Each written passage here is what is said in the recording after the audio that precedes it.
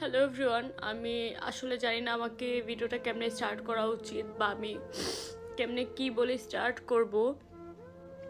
আসলে আমি আশেপাশে এত কিছু হচ্ছে, আমি এগুলো দেখে খুবই টায়ার্ড, খুবই বিরক্ত। আমি আমি আমি একদম টায়ার্ড হয়ে গেছি এইসবের ব্যাপারে।